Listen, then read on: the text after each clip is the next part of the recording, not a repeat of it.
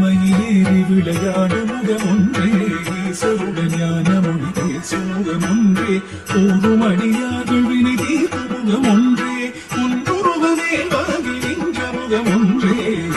மயிலேறி விளையாடு முகமொன்றே ஈசருடன் ஞான மொழி பேசும் முகமொன்றே கூறும் அடியார்கள் வினை தீர்க்கும் முகமொன்றே உன்னுருவமே வாங்கி நின்ற முகமொன்றே மாறுபடு சூழலை வதைத்த முகமொன்றே பள்ளிகளும் புணர வந்த முகமொன்றே